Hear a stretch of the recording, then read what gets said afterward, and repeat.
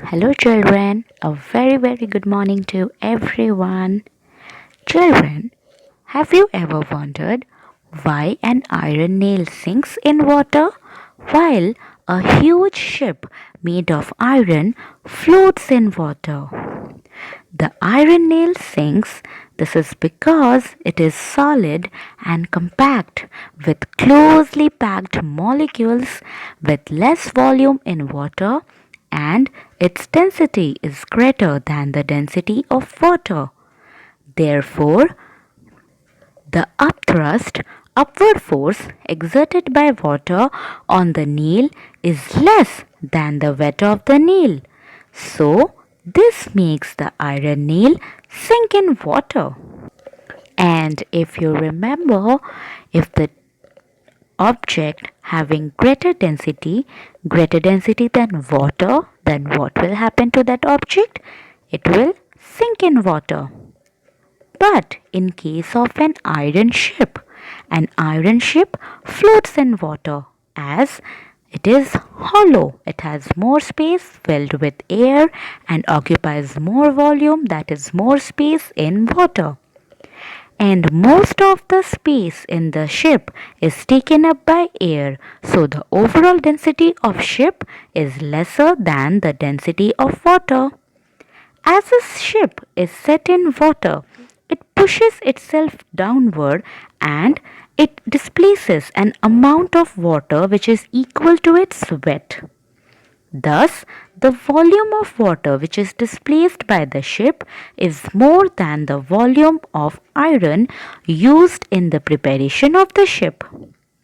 So, the upthrust is also very high, the upward force is also high, which is more than the weight of the ship. So, according to the rule of Archimedes' principle, if the upthrust is more than the weight of an object, if the upthrust is high than the weight of the ship, then obviously the ship will float in water. You must be thinking, what happens when a ship sinks? It is because water enters the ship accidentally and this forces out the air. That hollow space is filled up with water, making the average density of the ship greater than the water.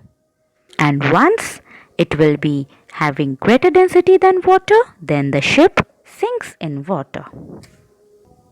The amount of iron, if we take and we use it to make and turn it to an iron ball, we modify it and change it into an iron ball and drop it inside the water, then what will happen? The iron ball will sink in water. So, if the weight of the iron ball is more and upthrust will be less, according to the Archimedes principle, if we remember, it will sink in water. Children, if you remember, in previous video, we discussed that when a brick is immersed in water, it appears to weigh less. It has less weight inside water. Supposing we take a brick weighing 2 kg and it is immersed in water. So once the brick is immersed in water, it weighs only 1 kg in water as compared to the air. When the brick was in air, it was 2 kg. Now when it is in water, it weighs only 1 kg.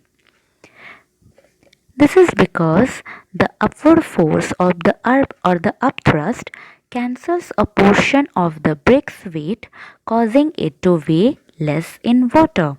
So, weight of an object in water is equal to weight in air minus the upthrust. Or in other words, we can say weight of an object in water is equal to weight in air minus the weight of the amount of water displaced. The weight of an object in water is called its apparent weight. So we conclude that the apparent weight is equal to weight in air minus the weight of water displaced. The loss of weight by the brick or by any object when it is immersed in water is known as the apparent loss in weight, as the weight is reduced, as the weight is decreased in water.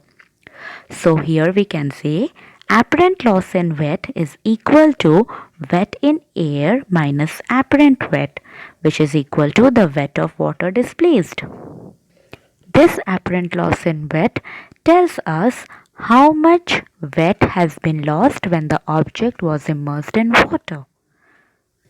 Therefore, when an object is immersed in water, it loses certain weight, which is equal to the weight of water which comes out, which is displaced by it.